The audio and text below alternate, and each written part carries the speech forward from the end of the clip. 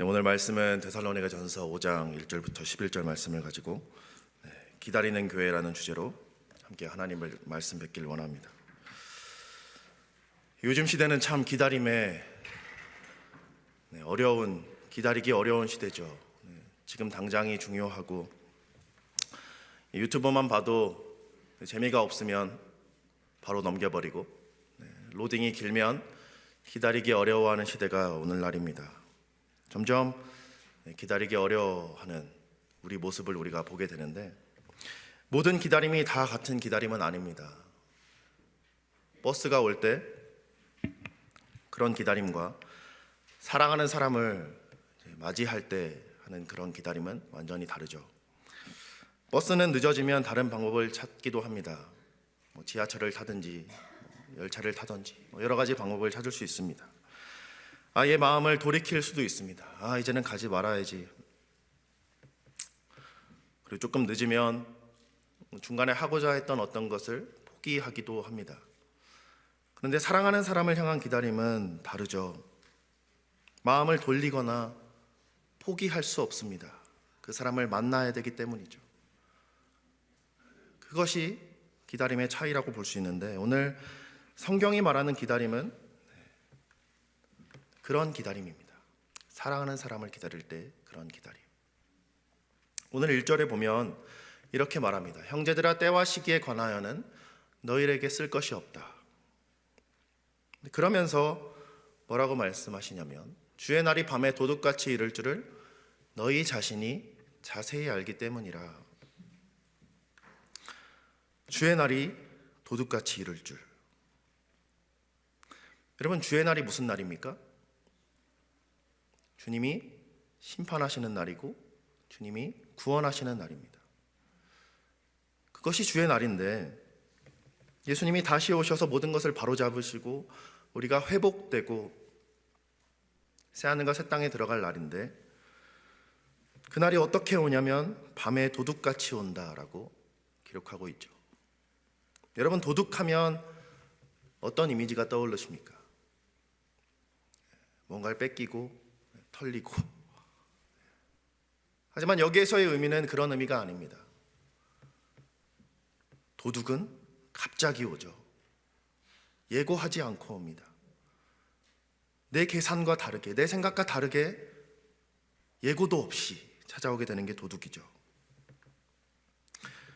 그런데 그때 그런 것처럼 주님이 오실 거다. 갑자기, 예고도 없이. 여러분, 중요한 손님이 집에 오기로 했다라고 생각을 하면요, 여러분은 무엇을 가장 먼저 하시겠습니까? 정확히 몇 시에 오는지 몰라도 집을 정리하기 시작하실 겁니다. 여기에 퓨어조이 미니스트리 우리 청소년 청년 친구들도 있는데, 이 친구들도 집에 친구가 온다고 하면 입었던 옷이 침대 위에 있으면 그걸 걷어다 치울 거고, 바닥에 양말이 있으면 양말을 치울 거고, 더러워진 책상 위를 정리할 겁니다. 왜 그렇습니까? 그 친구가 무서워서 그렇습니까? 소중한 친구니까 그런 거죠. 물론 내가 민망해서 그럴 수도 있지만 그 사람을 맞이하기 위해서 우리는 그 일을 합니다. 여러분, 주의 일을 기다리는 것도 그렇습니다. 주의 날을 기다리는 것은 주님이 무서워서 준비하는 것이 아니라 내가 사랑하는 주님이 오실 것을 우리가 기다리기 때문이죠. 여러분, 우리는 그 소중하신 분이 오시기 때문에 기다리는 겁니다. 사랑으로 하는 기다림인 겁니다. 그것을 우리가 염두에 두면서 오늘 본문을 보게 될 텐데요, 문제는 세상은 말합니다. 그날이 올까? 과연 올까? 오지 않을 거야. 본문에 보면 이렇게 말합니다. 그들이 평안하다 안전하다 할 그때에 임신한 여자에게 해산의 고통이 이름과 같이 멸망이 갑자기 그들에게 이르리니 결코 피하지 못하리라. 그들이 평안하다 안전하다 할 그때, 괜찮다는 거죠. 지금 이대로도 괜찮아. 별일 없을 거야. 앞으로도 괜찮을 거야. 걱정하지 마. 이것이 세상이 주는 메시지라는 겁니다. 당시 시대적 배경으로 우리가 살펴보면 이때는 로마 제국 시대였습니다. 로마 제국이 걸었던 슬로건이 뭐냐면 너희가 제국 아래 있을 때 안전할 거야. 우리가 강한 나라니까 우리 밑에 있을 때 너희는 평안해. 그러니까 걱정하지 마. 네, 여러분, 그 평화와 안전함이 진짜 안전함이고 진짜 평화입니까? 여러분, 강압적인 평화는 진짜 평화가 아니죠. 별로 일어나서는 안 되는 일이겠지만 내 아이가 만약에 납치되었다고 생각을 하면, 여러분, 아이가 납치범 밑에서 안전하게 있었다고 해서, 그가 그렇게 납치범이 주장한다고 해서 그 안전함이 진짜 안전함입니까? 어떤 부모가 거기에 동의할 수 있습니까? 여러분, 그 평안과 그 안전함은 가짜죠. 철저하게 가짜입니다. 마치 그런 것처럼 세상이 말한다는 거죠. 평안하다, 안전하다, 지금 이대로도 충분하다. 근데 바로 그때, 그들이 평안하다 할 그때, 임신한 여자에게 해산의 고통이 이름과 같이 멸망이 갑자기 이를 거다. 분명하게 말하는 것은 무엇인가? 세상이 우리를 방심하게 만들 수 있을지라도 그날은 온다는 겁니다. 우리가 확실하게 알 수 있는 것은 그 하나예요. 그날은 올 겁니다. 누가 뭐라고 하든지. 특별히 해산으로 말하고 있는데 분만을 말하죠. 여기 계신 분들 가운데 직접 겪으신 분들도 계시고 간접적으로 겪으신 분들도 계실 테지만, 여러분, 해산의 순간, 임신하고 나면 해산은 반드시 따라오게 돼 있습니다. 그게 언제일지 정확하게 알지는 못하지만 반드시 일어날 일이죠. 저는 첫째 아이 때 그걸 확실하게 경험했습니다. 저녁에 아내가 진통을 느끼기 시작했어요. 조금 아프네. 배가 살살 아프네.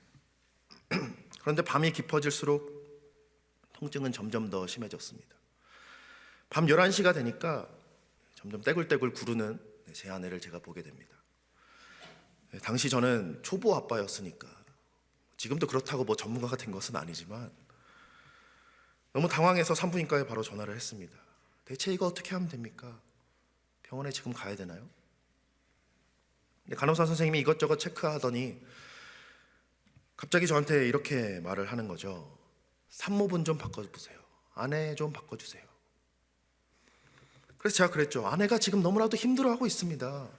제가 어떻게 바꿔줍니까? 그랬더니 이 간호사 선생님이 그래도 바꿔달라라고 이야기를 해서, 제가 뒹굴고 있는 아내한테 가서 굉장히 조심스럽게 가서, 여보, 전화 좀 받아봐. 간호사 선생님이 바꿔달래.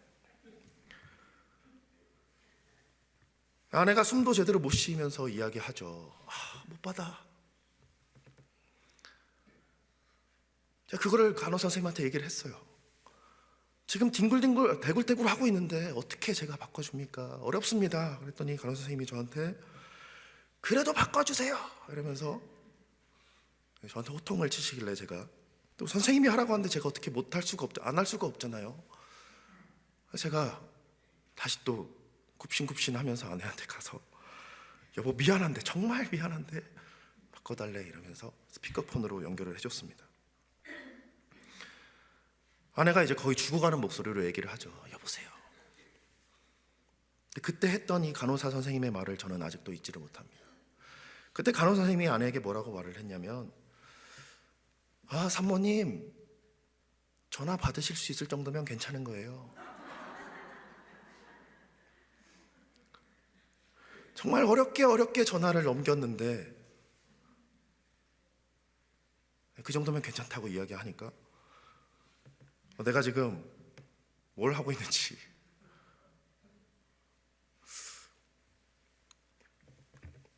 어쨌든 통화를 마치면서 병원에 와도 초산이기 때문에, 첫 출산이기 때문에 하루 이틀 걸리는 게 다반사입니다.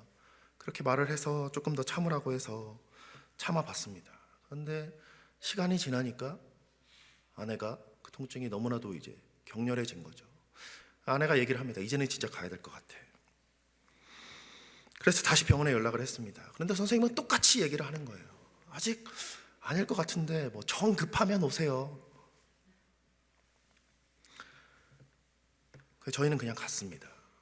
조금 기다리더라도 혹시 모르니까 가자 해서 택시를 불러서 타고 갔습니다. 저는 이제까지 살면서 그렇게 빠른 택시는 타본 적이 없습니다. 저희가 이제 출산한다고 하니까 저도 그때 당시에 조금 떨고 있었어요. 첫 출산이니까 저도.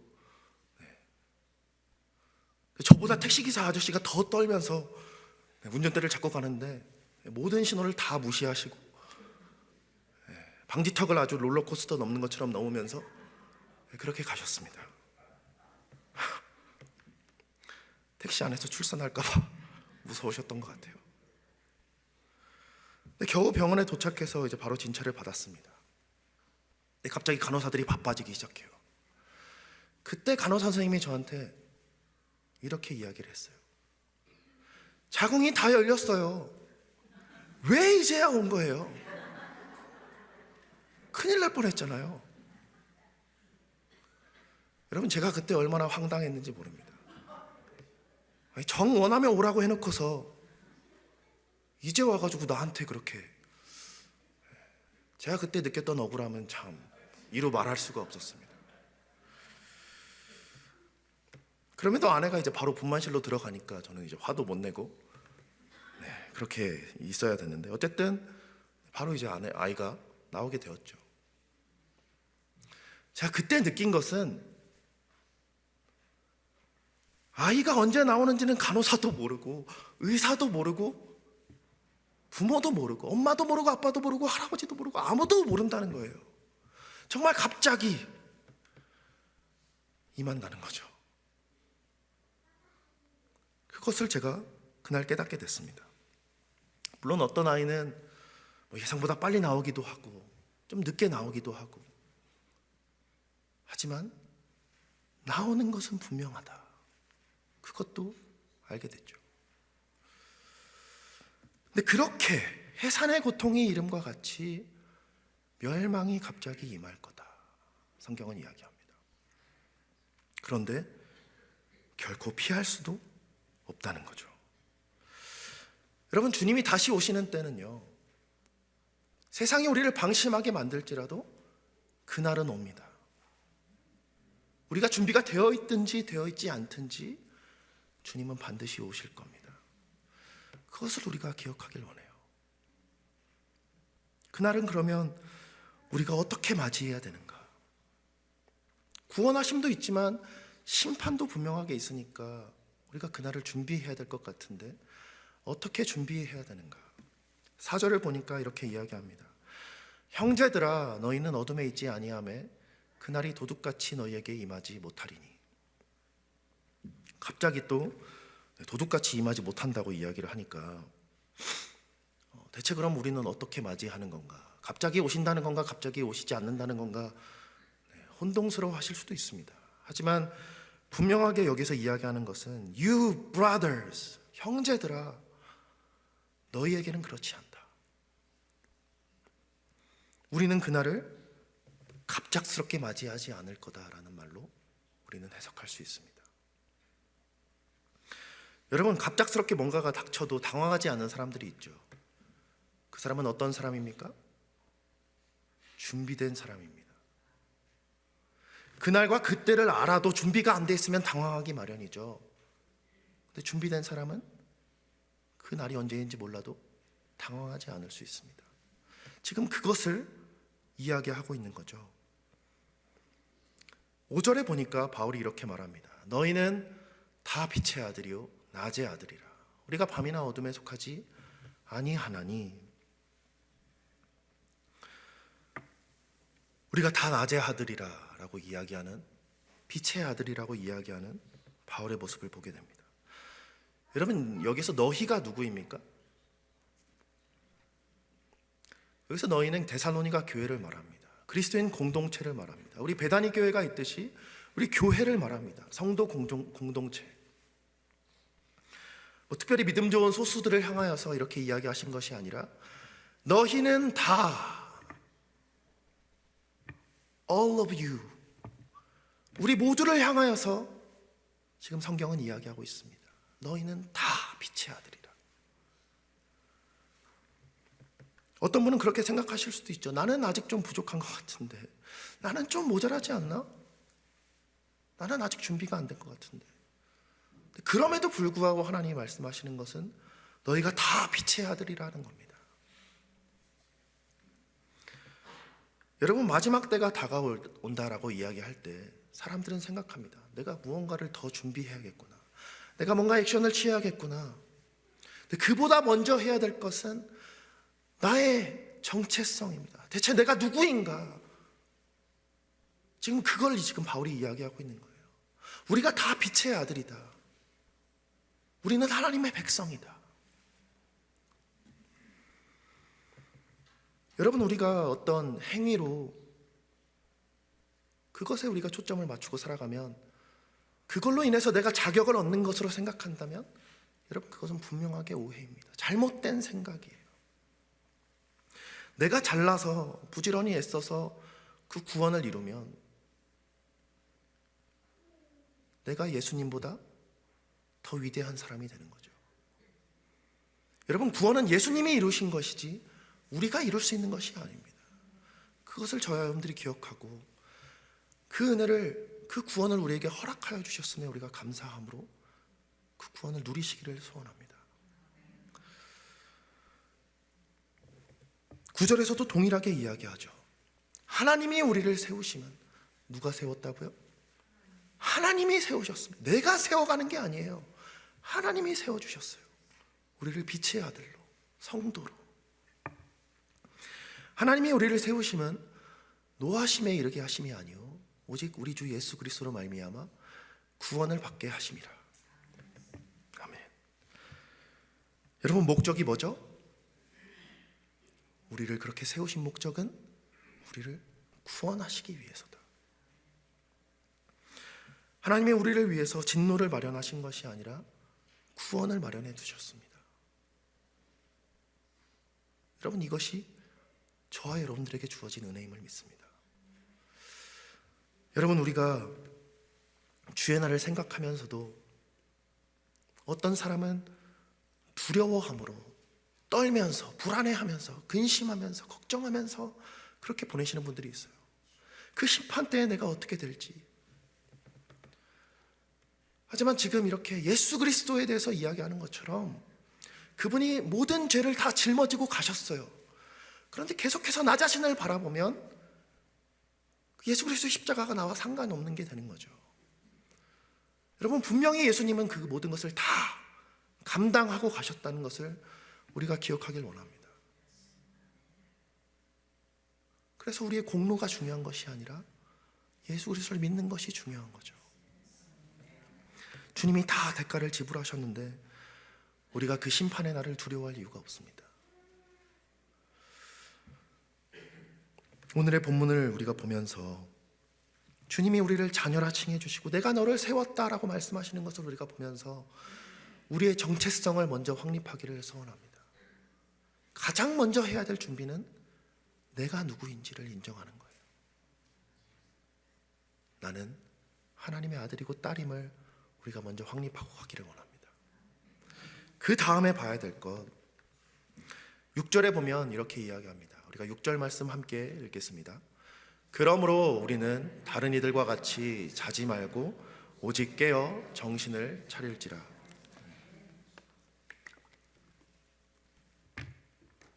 바울이 말합니다. 깨어 있으라. 여기서 깨어 있으라는 말은 우리의 눈이 이렇게 안 자고 눈을 뜨고 있다고 해서 깨어 있는 것이 아닙니다. 눈을 감고 있다고 해서 자는 것도 아니에요. 영적으로 경계하고 분별하고 있으라라는 얘기입니다. 그리고 이어서 나오는 정신을 차려라는 말은 우리가 뭐 친구한테 이렇게 정신 차려 하는 그런 말이라기보다는 세상의 것에 취해 있지 말라는 겁니다. 술 취하지 말라 이는 방탕한 것이니 오직 성령으로 충만함을 받으라. 이 말처럼 세상이 말하는 바에 취하지 말고 세상이 안전하다 평안하다 하는 그 말에 휩쓸리지 말고 정신을 차려라. 그 말을 지금 바울이 이야기하고 있습니다. 그러면서 7절에 보니까 자는 자들은 밤에 자고 취하는 자들은 밤에 취하되, 지금 밤이 두 번이나 언급되어 있죠. 여러분, 밤은 어둠의 영역입니다. 그럼 반대되는 영역은 뭐죠? 뭐죠? 낮의 영역이죠. 빛의 영역입니다. 너희는 빛의 아들이라 한 것처럼 우리는 그렇지 않다는 것을 다시 한번 이야기하고 있습니다. 8절에 이렇게 이야기하죠. 우리는 낮에 속하였으니. 계속해서 바울은 지금 이 정체성을 강조하고 있습니다. 우리가 누구인가? 그러면서 말하는 것, 정신을 차리고 믿음과 사랑의 호심경을 붙이고 구원의 소망의 투구를 쓰자. 여러분, 여기서 두 가지 장비가 나오는데요. 하나는 호심경이고 흉배라고도 할 수 있고 투구, 두 가지 장비가 나옵니다. 둘 다 공격용 무기가 아니고 방어용 무기죠. 여러분, 우리가 마지막 때에 준비해야 되는 것은 세상을 정복하고 세상을 공격적으로 우리가 어떤 것을 하기 위해서 쓰는 것이 아니라 나 자신이 하나님 앞에 든든히 서 있을 수 있도록 방어하는 것임을 먼저 기억하길 원합니다. 특별히 이 호심경, 이 가슴을 지키고 머리를 지킨다는 것은 우리의 중심을 지키라는 말과 같아요. 우리가 반드시 지켜야 될 것, 우리의 마음과 우리의 생각을 우리가 지켜야 될 줄 믿습니다. 근데 여기서 말하는 이 믿음과 사랑 그리고 구원의 소망에 대해서 지금 이야기하는데요. 이것을 지켜야 되는데, 믿음은 하나님을 향한 신뢰죠. 하나님이 나에게 약속하신 것을 내가 믿음으로 붙들고 나아가는 것, 그때 사용되는 것이 믿음입니다. 하나님을 붙드는 것, 내가 아니라 세상에 그 어떤 것이 아니라 하나님을 붙드는 것이 믿음입니다. 그리고 사랑은 무엇이죠? 사랑은 하나님이 나에게 허락하신 그 사랑, 하나님이 나에게 약속하신 그 은혜, 그것들을 붙들고 다른 사람들에게 어떤 액션을 취할 때 그것이 사랑으로 나타나게 됩니다. 물론 먼저 하나님이 나를 사랑하셨기 때문에 그 사랑으로 그들을 사랑할 수 있는 거죠. 이것이 믿음과 사랑입니다. 여러분, 둘 중에 하나만 있으면 문제가 돼요. 믿음만 있고 사랑이 없으면 어떻게 되죠? 굉장히 날카롭게 되고, 믿음은 있지만 굉장히 차가운 사람이 되게 됩니다. 반대로 믿음은 없고 사랑만 있으면 방향 감각을 상실해서 하더라도 쉽게 지치거나 흔들리거나 하게 되겠죠. 그래서 둘은 함께 가야 됩니다. 그리고 이어서 나오는 이 구원의 소망. 여러분, 소망이 무엇입니까?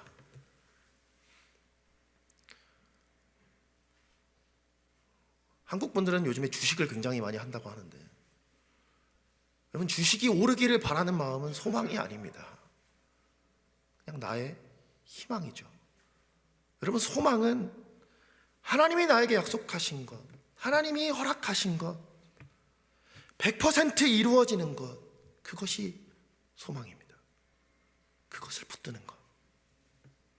여기서 지금 구원의 소망이라고 하니까 그 구원이 우리에게 100% 이루어질 거라고 바울이 이야기하고 있는 거예요. 그것을 붙들어라. 왜 이렇게 흔들리고 있니? 마지막 때가 온다고 하더라도 너희는 흔들릴 필요가 없어. 너희는 낮에 속한 사람이야. 예수로 말미암아 우리의 구원이 이루어질 것을 확신하며 살아가는 은혜가 우리 모두에 있기를 소원합니다. 그래서 이렇게 이야기하죠. 10절 말씀 우리가 함께 읽겠습니다. 예수께서 우리를 위하여 죽으사 우리로 하여금 깨어있든지 자든지 자기와 함께 살게 하려 하셨느니라. 아멘. 이런 생각이 드실 수 있어요. 내가 지금 이 세상을 떠나면, 예수님의 다시 오심을 보지 못하고 떠나면 어떻게 됩니까? 그런 분들을 향해서 이 말씀이 주어지지 않았나 싶어요. 예수께서 우리를 위하여 죽으사 우리로 하여금 깨어있든지 자든지, 여기서 잔다는 말은 우리 육신이 죽었다는 이야기입니다. 근데 우리가 이 날을 우리 육신 죽음 이후에 보든지 이전에 보든지 어떻게 된다고요? 자기와 함께 살게 될 것입니다. 예수님과 함께 살게 될 거예요. 이것이 예수님의 의도였고 예수님의 구원의 목적이었습니다.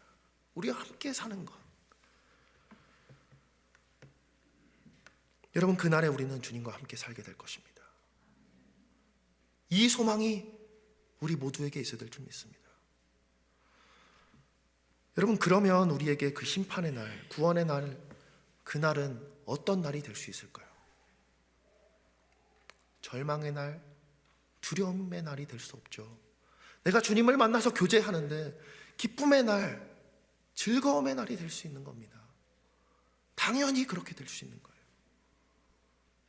주님을 만나는데, 사랑하는 사람을 만날 때 얼마나 설레고 가슴 벅차고 그렇습니까?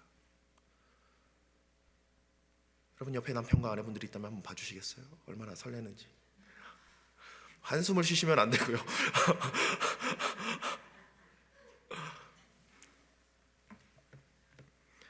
여러분, 우리가 그토록 바라던 주님을 만나는 날은 정말 그 주님과 연합하는 날이기 때문에, 주님과 함께하는 날이기 때문에 우리에게 진정으로 정말 말로 다 할 수 없는 기쁨의 날이 될 줄은 명확합니다. 그 날을 우리가 준비해야 되는데, 마지막 본문에 가서 바울이 이렇게 이야기합니다. 우리가 11절 말씀도 함께 읽겠습니다. 그러므로 피차 권면하고 서로 덕을 세우기를 너희가 하는 것 같이 하라. 아멘. 여러분, 우리는 이 주의 날에 대해서 우리가 지금 계속해서 들었는데, 이 말씀이 조금 생뚱맞게 느껴지실 수도 있습니다. 갑자기 구원의 날, 심판의 날 이야기하다가 왜 갑자기 피차 권면하고 덕을 세우라고 하는가, 조금 의아하게 느껴지실 수도 있습니다. 그런데 하지만 우리가 이 부분을 조금 떠올려 보면 좋겠습니다. 우리가 마지막 날에 대해서 생각할 때 너무 개인적인 구원에 대해서만 생각하는 경향이 있습니다. 내가 지금 신앙생활 잘하면 괜찮겠지, 나는 구원받을 수 있겠지, 나 자신을 향한 구원에만 너무 우리가 초점을 두는 경향이 있습니다. 근데 지금 성경은 그것을 이야기하고 있지 않죠. 바울이 지금 만약에 여기서 그래 너희가 각자 잘 버텨 이렇게 이야기했으면 우리는 그것을 개인적으로만 받아들일 수 있습니다. 그런데 우리가 준비해야 되는 것은 개인적인 부분만이 아니죠. 공동체적인 부분이 분명하게 있다는 것을 바울이 이야기하고 있습니다. 피차 권면하고 서로 덕을 세워라. 여러분, 권면이 무엇입니까? 남을 비난하고 손가락질하는 게 권면입니까? 그를 붙들어주고 함께해주고 격려해주는 것이 권면이죠. 그가 쓰러졌으면 세워주는 것이 권면입니다. 그리고 덕을 세운다는 것은 무엇이죠? 이걸 이제 원어로 보면 집을 세운다는 단어의 뜻이 들어가 있는데, 마치 집을 세우는 것처럼 세워가는 것, 함께 세워져 가는 것이 서로 세운다, 서로 덕을 세운다는 말에 포함되어 있습니다. 그러니까 우리가 누군가를 향해서 우리가 벽돌이 되면 우리는 그 집을 세우는 데 일조할 수 있습니다. 도움이 될 수 있습니다. 근데 우리가 만약에 벽돌이 아니라 짱돌이 되어서 던져지면 그 집을 세우는 게 아니라 무너뜨리게 만드는 거죠. 그 모습이, 그 의미가 이 덕을 세운다는 거에 담겨져 있습니다. 여러분, 우리는 주님이 다시 오실 것을 기다리는 교회입니다. 근데 기다리는데 어떻게 기다리냐? 언제 오실지 날짜만 계산하는 것이 아니라 나 자신의 정체성을 확인할 뿐만 아니라 내가 이 교회 안에서, 하나님이 부르신 이 백성 공동체 안에서 함께 세워가는 것이 우리의 준비여야 되는 줄 믿습니다. 나만 구원받는다고 끝나는 것이 아니라 함께 우리를 부르셨기 때문에, 여러분, 우리가 하나님의 백성이라고 하는데 백성이면 나라가 있는 거죠. 연합이 있는 겁니다. 그리스도와 연합할 뿐만 아니라 우리 모두가 그날에 함께 연합하게 될 텐데, 함께 하나님 앞에 찬양하며 나아가게 될 텐데, 다른 사람을 눌러 이기려고만 하는 게 아니라 여러분, 우리가 진정으로 서로를 세워가는 그 은혜가 있기를 원합니다. 여러분, 누군가는 서로를 세워가기 위해서 부축하기도 하고 손 잡아주기도 하고 하죠. 여러분, 우리는 그렇게 쓰임받는 공동체가 되기를 원합니다. 어떤 날은 이 사람이 약하고 어떤 날은 저 사람이 약하고, 그럴 때 내가 약할 때는 저 사람이 나를 세워줬으면 이제는 저 사람이 약할 때 내가 좀 세워주고, 피차 서로 권면하고, 피차와 서로 두 번에 걸쳐서 이야기하고 있죠. 한 사람만 하는 것이 아니라 서로 그 역할을 해야 됨을 믿습니다.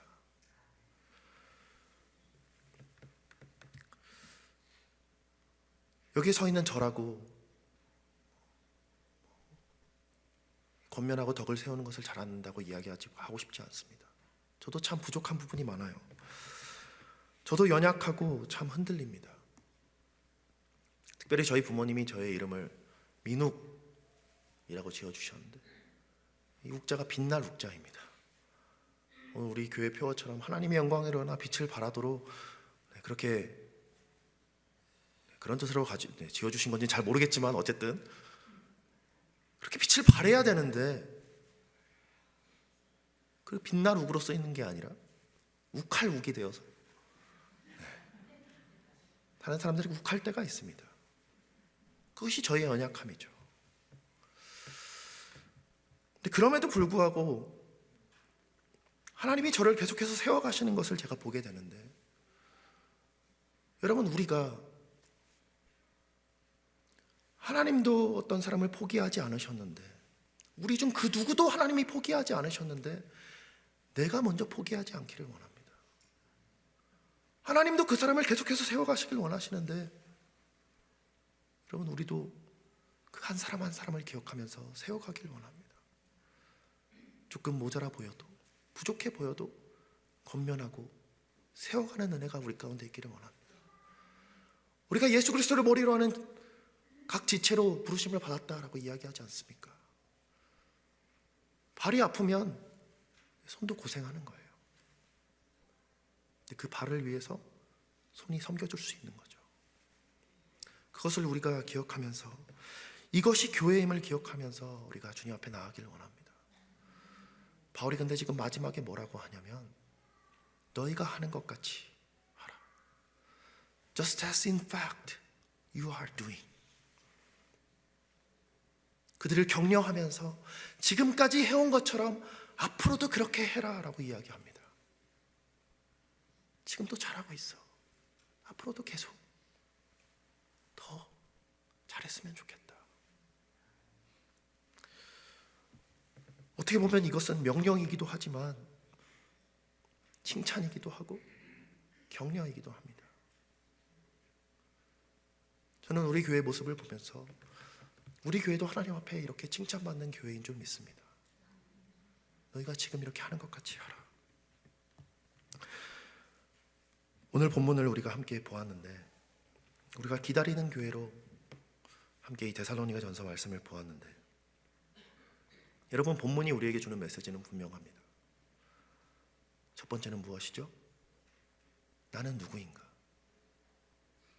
나는 하나님의 아들이고 하나님의 딸인데, 빛의 자녀이고 어둠에 속한 사람이 아니기 때문에 우리는 그것을 먼저 염두에 두고, 예수 그리스도로 말미암아 우리에게 구원이 100% 주어졌다는 것을 우리가 기억하면서, 그렇다고 대충 사는 것이 아니라 서로를 권면하고 세워가는 그 은혜가 우리에게 있기를 소원합니다. 세상의 가짜 평안에 취해 있는 것이 아니라 빛의 자녀답게 깨어 있어서 진정으로 믿음과 소망과 사랑으로 우리의 중심을 지켜가며, 우리가 한 사람 한 사람을 바라보면서 그들을 긍휼히 여기면서 주님이 나를 불쌍히 여기셨던 것처럼 그렇게 우리가 세워가는 은혜가 우리 교회 안에 충만히 넘치기를 소원합니다.